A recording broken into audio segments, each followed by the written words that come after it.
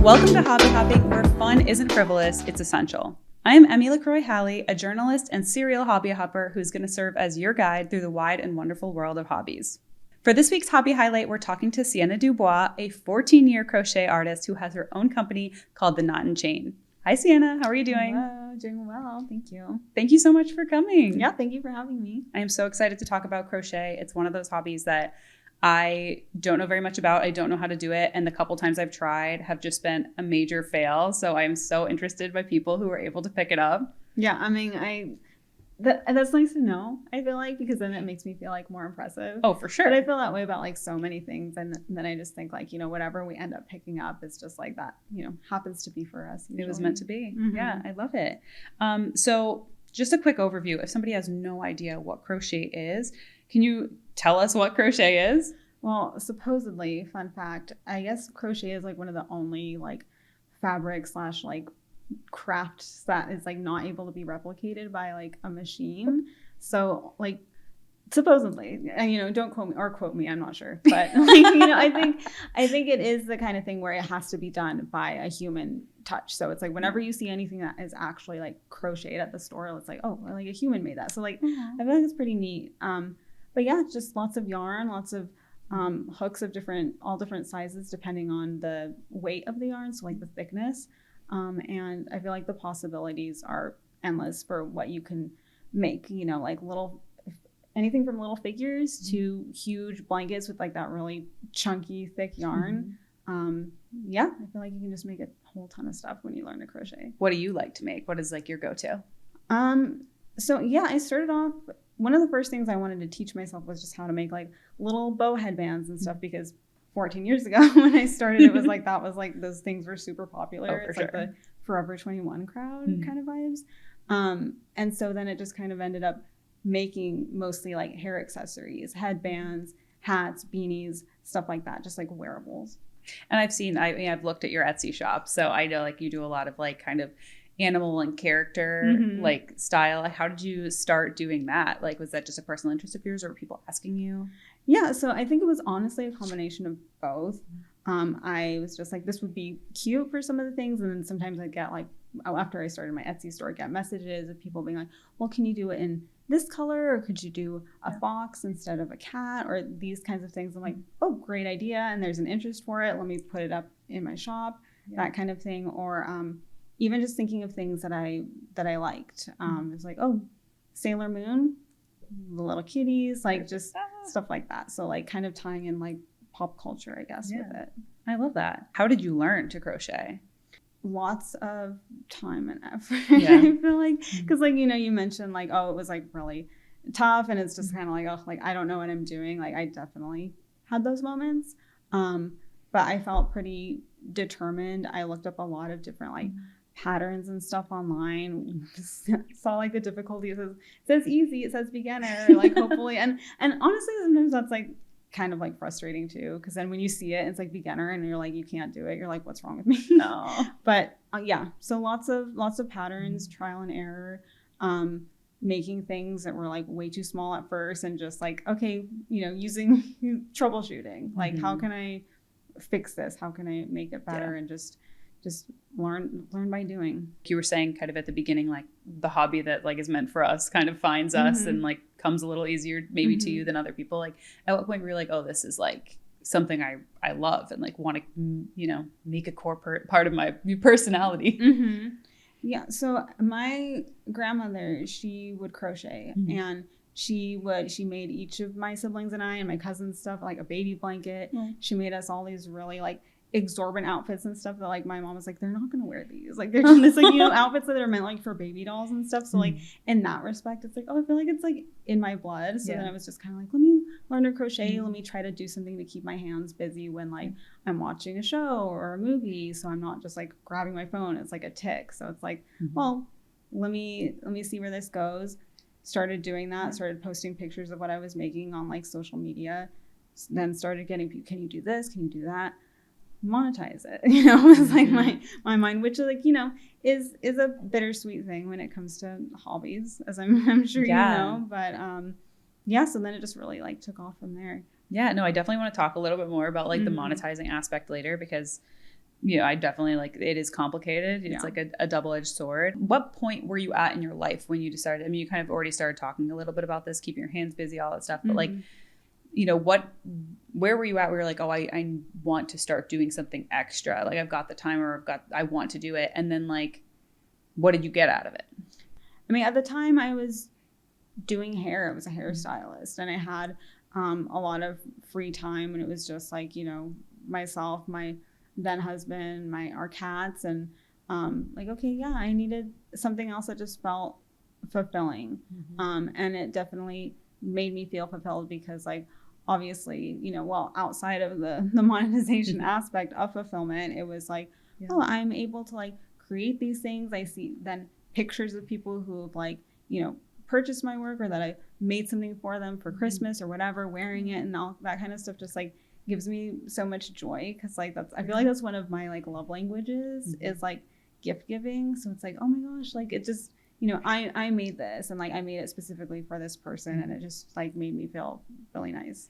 There really is nothing that feels as good, because like I'm this, I wouldn't say I'm like a gift giving like love language, but I'm an acts of service person. And it's great because it's both. And it's like, and quality time, it could be like you're spending time with somebody, you're working on this thing for them, you give it to them. Like it just shows that you like, they're the front of your mind, you're willing to put time and effort into something for them. And it's just when somebody opens it and they really get that, like not everybody does, and sometimes that's kind of like, oh, my heart. It's like the Office episode like with Phyllis, she makes like the little like oven mitt, and he's just like, what is this? Like, and it's just like she crocheted or she knitted it, I'm not sure.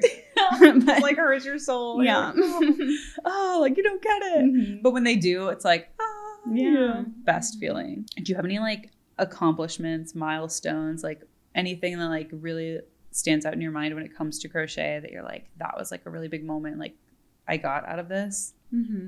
I did because I lived in Portland for about 6 years a while back, and I used to do, because back then I had a little bit more time to pursue this, I would do like little street fairs and then at like markets and stuff, and I had some of my items in like a like curated shop that would like sell like, this person makes soaps, this person does this and this. And so like I had a lot of my headbands there, and I would see like when I'd go to like drop off like, some stuff that I made for them to put it up, I'd see like kids be like, oh, can I have that and stuff. So like it was like, oh my gosh, like I made that. It's not just like a piece of clothing or like a toy at Target. It's like they want something that like I came up with, I thought about, I like, perfected, and that felt really special.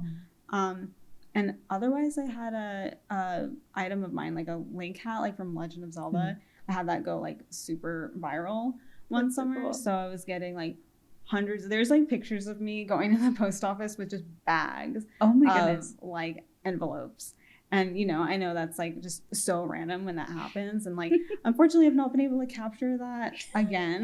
But like, fingers crossed, maybe something else will blow up. Yeah. But that was just really good, because then the office like, what happened? I was so confused at first because I didn't know it went viral, and I was like, is something wrong? I was just getting all these orders on Etsy. Yeah. And then like someone shared it. It was from like some like game publication or something. And I was like, okay, like that's really sweet. Cool. That someone just wandered upon it, wrote like an article about it, and I was like, okay, gosh. Like that cool, is I'll take it. Super Yeah. Cool. Oh my goodness. So like, how long does it take you to make a link hat? Probably if I were like to just like sit and do it in one go, and it's never that easy. Yeah, but if it were, no, especially now, like I have an almost 1 year old. I'm like, I can't do that now. But if I were to just probably like an hour and a half. So yeah, I was going hands bleeding, like getting carpal tunnel. Like. I know, like braces. You kind of started talking about your son, and your life is in a very different place than when you started doing crochet. So how do you still make time to do it? And like, if so, like, how does it still fit in? Yeah, I do. I mean, I always wish that I had more time. I feel like, having a child is only half of the issue, with a lot of us just not having enough time to like pursue hobbies. Like I definitely commend you for trying to be like, everyone needs to take more time to do things that they just love to do. So I think like, that's at the top of my mind more recently, is like being able to do stuff for myself. Because even though it could be sitting there crocheting something for someone else or something for an order. Like that still feels like self-care. So I think that like I just really need to make more of an effort to like pick up the needle, pick up the yarn, and like do it. But other, my Etsy shop's still out there. I'm, it's had its ebbs and flows, but I still get a decent amount of orders during like Halloween and like Christmas time. Yeah. So I just still try to plug that along as much as I can. So like you said, like for you, it feels like self-care still being able to like set aside this time. And it almost sounds like not an excuse, like a good excuse for you to like, okay, I just got an order. That means I get to do some crocheting. And it sounds like you approach that positively. I know people who have had the opposite experience where they're like, this thing that was fun to them, they're like, I just want to create for myself or whatever. I don't want to do what other people want me to do. Do you struggle with that? Or are you pretty much just like, these are your designs, you've decided the ones that you feel like doing and you're like happy to have any excuse to work on it? I totally had that experience too. And it sounds like so cliche, but it's like all about balance. So like, when I was like in the thick of it, because there was a time when Etsy was like as profitable, I didn't work. All I did was crochet. Like, I did like my photography and stuff that I now do more full-time, more part-time. Like, but I basically just crocheted. And sometimes it was like, oh my gosh, or like, my wrists do hurt kind of thing. And, things are relative, right? It's like, I know that I was fortunate because like now it's like, I wish I had more orders, but like, that's why I mentioned balance. It's like, okay, well, like when I do get them, I'm grateful for it, grateful for the time to just like pause and be like, well, now this is an excuse for like my husband and I to watch that movie we've been wanting to watch or whatever. Or like for me to actually just like sit and exist for a second instead of just being go, go, go all the time. So it took a while to get there, I feel like, to just develop that appreciation. And like you said, all the stuff I have in my shop, it's like, I like making it. So I think that's like a big thing if you're going to start monetizing your hobby. At least for me, it's just like being very careful with what you offer for sale and like not taking on the commissions you don't want to do, and because Lord knows you start doing something that you don't like, but other people really like it. Like, and then it's like yourself a million of them. I know for like, I won't say what it was for me because I still like to do them sometimes, but like as soon as I do one, they start to pile up like really fast. It's also kind of like, you're saying like, this isn't a good excuse to sit down and watch a movie together. That's like one of my, like I say, like hacks for hobbies. If you want to do a hobby, but like you don't like have time, and I do air quotes because like, everybody's busy and it's also sometimes like you do have time because you're watching TV, but you're burnt out from your full-time job or whatever it is. And you just can't bring yourself to do it. I certainly relate to that. But picking a hobby you can do while you watch TV. Yeah. So you're like, it eases you in. You're like, I'm just going to work on this. Like, I do embroidery. I'll just work on my embroidery during commercials even, just a little bit here and there until I don't feel like doing it anymore. And a lot of times once you start, like I'm more focused on that than I am the TV show. And you can kind of get to the point where like, oh, maybe I'll just turn the TV off and I'll listen to an audiobook while I do it or something. And it just like helps you start to the process of like, you get that fulfillment from something and you're like, oh, wow, this actually feels really good to have something else in my life besides just work and like scrolling. Exactly. Feeling that burnt out. Like I definitely feel that, especially now that I have like an infant son, it's that kind of thing where at the end of the day, all I want to do is rot in bed. And then, you wake up the next day, like so many of us, and it's like, well, like, what do I have to show for it? It's like, I feel like I'm doing the same thing every day. So I think that's a great point of like being able to ease yourself in, doing something a little more passive, doing something when you're watching TV or whatever, because I know people can find that idea of like just jumping into something new, like carving out time for something new, like just so intimidating. I could not agree more. I mean, I've been there too. It's like, I like to do my little like crafts and stuff, but my little crafts. But like sometimes it really is just hard to like force yourself to set aside time to do them. So like that's another, gifts for Christmas or like whatever holidays, that Halloween or whatever it is, like that's an external force being like, you might as well like, why don't you try this out because you want to give it to somebody as a gift. Maybe you've never done resin art before, but you're like, I want to make everybody coasters this year. I'm going to figure it out. Or like little play ornaments or something. Like having any kind of external reason to do anything like really helps like break the ice in the realm of hobbies, I think.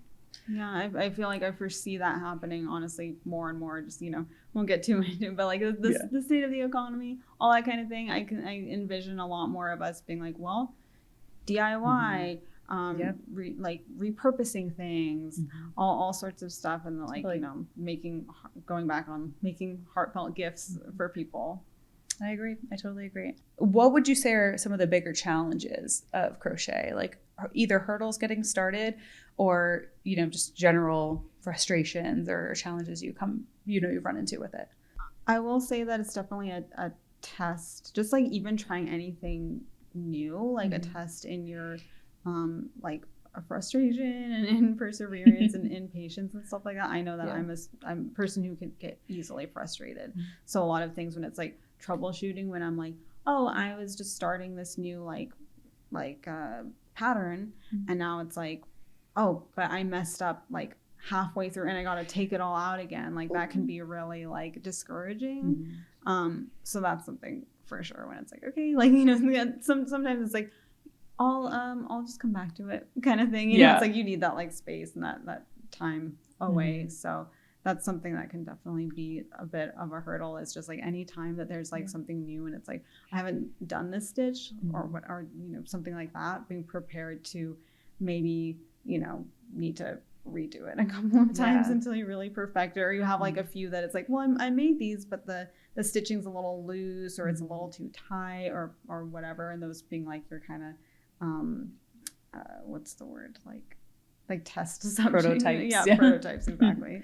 Yeah. Oh my goodness. Like I'll sometimes get myself into a state where like, whether it's like making a cake or like sewing or something where like I'll start to kind of mess up and then I'm getting frustrated and then I'm like, I just, whatever, it's 10 o'clock at night. I just want to finish this project. But then like it's getting worse and worse as I go because I'm mad. And I know with crochet, like you're using yarn and there's like a tension aspect to it. So like you're pissed and you're like probably yanking it a little too tight. Yeah. I mean, it's my husband is the like dedicated like yarn untangler because like there's a certain point and I'm just like and he's like, okay, let me have it. And then it's always like, what did you do? And I'm like, I don't know. Working through some rage. Yeah. I'm just like, I'm just crocheting. I don't know how this happened because like I can't figure it out. So like, I'll see him kind of messing with it for like a few minutes and I'm like, I'm ready to with the scissors. I'm like, let me just, and he's like, no, I can get it. I can hang on a second. I'm like, the patience of a saint. Yeah. Not me. It couldn't be me. Girl same. If crochet came with a warning label, what would it be? If crochet came with a warning label, it would be you are going to end up with a ton of skeins of yarn that are like half used and you won't have another use for them, or there's like too little of one and then I want to make this hat in this color, but I only have this much. Well, I got to go buy more. And now that you bought more, then you're going to have extra. Like I have a huge bin underneath my couch. My son loves when I pull it out because he just likes to climb on it and play with the stuff inside, but of like half used yarn. And it's like, this color was for a commission. I'm never going to use this color pink, but I still have it. So I mean, you can't throw it away. Yeah, be prepared to just have a bunch of yarn that you don't know what you're going to do with at the end of the day. Curse of really any craft, it seems like. I'm the same with paint and and I can't bring myself to throw anything away. No. Like even literally my little like trimmed ends and stuff, I'll be like, oh, I'll save them. I'll use them as stuffing for like Christmas ornaments. And, like, I've done that, yeah. But like in the meantime, just my house is overrun. Fire hazard. Little tails everywhere. So you started kind of getting into this with talking about kind of some of the challenges. But if I wanted to start crocheting tomorrow, what would your advice to me be? How should I learn? What should I be aware of? And like kind of what tips do you have to make it as successful as possible now that you're so deep into it? Yeah. I would say start off with like just learning stitches, honestly, because I feel like I would look up like patterns and stuff and be like, wait, do double crochet and half double crochet and then single crochet and then like half to like all of these things would get really overwhelming really quickly. So I think like just learning the basics and then once you know those, then it's like, how do I put these together in like actually crafting something? And probably like looking up tutorials like on YouTube. I'm definitely like a visual learner / like someone who does learn by doing. So like when I would just at first read the patterns and it's just like all these like abbreviations and stuff like that, that's also hard. So if you're like able to like follow along with something and just like go as slow as you need to, like that's a lot. I just feel like it's a lot better of a way to like really bring those movements like into your body, as like woo as that might sound, just like to start to know like how you're like manipulating the yarn and like you know, your finger dexterity and all that. Yeah, understanding even just the lingo. It sounds like. I mean, I've seen the patterns, and that's pretty much what makes me it's like stop every time like I'm gonna. gibberish. Yeah, like what the hell? Yeah. If I wanted to start, what are the baseline materials that I would need to go to Michael's and buy? So a couple of hooks. I feel like most of the yarn that you'll find is like worsted weight. It's like medium, usually around that kind of like thickness. So with that, you'll want a couple of hooks that are like maybe they're all like either in millimeters / like I, J, K, like just letters. So you'll want maybe like an I hook and like a J hook to go with like a medium weight yarn, and then of course good pair of scissors, like pretty sharp, and some like needles, like yarn needles with the really big eyes, in order to like weave in any loose ends and stuff like that once you're done with a project. How much would you say like out of pocket if you like walked into the store and walked out with like the bare minimum to like do your crafts? Oh my gosh, I feel like me even saying like $20 is like a lot. Like I feel like you could do it like with under $20. Like literally just get like a skein of yarn, be like $4, and then all you need is, like I said, hooks, scissors, and needles. And, you know, it could be that's not pretty bad. Inexpensive. Yeah. That definitely like takes the hurdle down for anybody that's like the thing stopping them. Yeah, like, that helps. That you have to buy just like all this stuff. I know there are a lot of hobbies that's like, wait, I need this, and this. Oh yeah. But like as I'm thinking about it, it's like you really don't, you know, not when you're starting. Awesome. Do you have? I think you already started to mention some of them, but do you have other hobbies? Yes, I'm all over the place. I mean, I guess I would say photography is a hobby, but that's definitely something that like really took off from being a hobby, and now it's been like pretty much a full-time job for the same amount of time as I've been crocheting, so about 15 years. And then other than that, I feel like music, like when we make music, and baking. I love baking. It was something that I loved baking before like I went vegan, but then I've been vegan for like about 9 years now. Oh my gosh. And I feel like that really opened up a whole world of like, you know, using different ingredients and testing stuff out, and it felt like a little scientist in the kitchen. So like I really renewed that. So I like that. That's so fun. I'm good. You've got a little bit of everything going. Yeah, I know. I'm like a jill of all trades. Anything else that you'd want to say about crochet? I think like, you know, if you're bored on a Saturday or want to spend like a cozy day indoors, like go to Michael's, go to Hobby Lobby, rest in peace Joanne's. Like, you know, well, not her. You can't go visit her. But like, take $15-20 and like get this, and like literally just put on like a YouTube tutorial, and like, you know, it might get frustrating at times, but like I feel like anyone could like make something little and you know, give it as a gift or keep it for yourself. Here on Hobby Hopping, we have something we call the Hobby Hotline, which is where people can write in and ask our advice on what we think they might want to try out as a hobby. Do you want to hear what today's is? I would love to. Alrighty. Okay, so here's what they wrote. I'm in my early 30s and just moved to a new city where I don't know anyone. So I'm hoping to find a hobby that helps me feel a little more grounded and ideally helps me meet people. I work remotely and spend a lot of time on screens, so I'd love something that gets me moving or working with my hands. I'm not super outdoorsy, hiking isn't really my thing, but I'm open to being outside a little bit if it's social and low pressure. I tend to enjoy creative stuff like writing and cooking, but I don't want to commit to anything super intense or very expensive right now. I'd love a hobby that helps me relax and feel connected to others. Any ideas?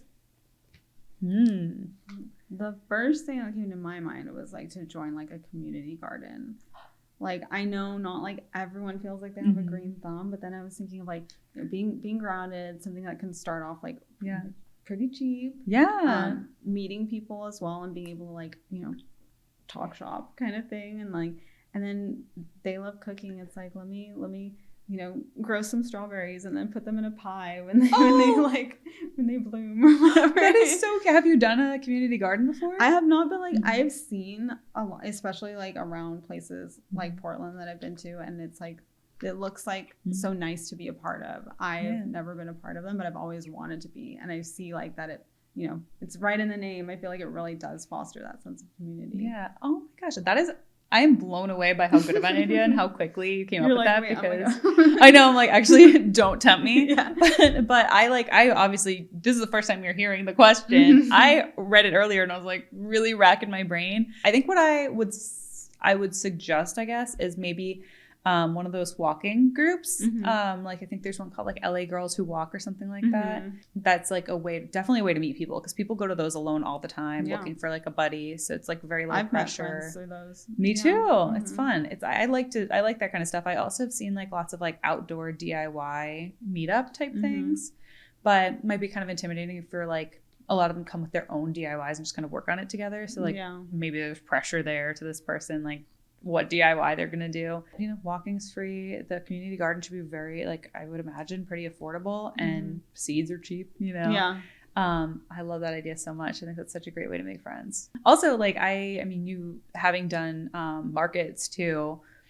If you're new to a city, the first thing I would do in a new city would be to start vending again, because I made so many friends working at these art markets, and it was so easy to once you find smaller markets, get in there. They're very cheap to vend at usually. You could start selling friendship bracelets, It's not about the selling. It's about being there around other creative people who while you're all setting up, you chit chat. When you're breaking down, you chit chat. Maybe you go grab drinks together after, get a coffee. Same one, another one later on kind of thing. And I feel more and more people are gravitating towards attending those as well. So it's just going to be build itself up too. Totally. So we'll see. If you end up picking our one of our hobbies, it would be my dream for someone to come on the podcast 6 months or a year later, who like in and be I did your hobby. Job. I'm can I have a commission? Yes. Okay, you've opened a business. The strawberry pie.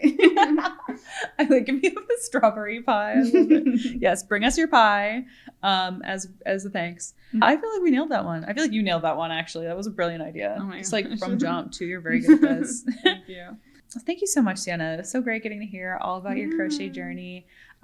If people are looking to see more of your work or check out your Etsy, where can they find you? You can find me on Etsy. My shop is called The Knot and Chain. Fabulous.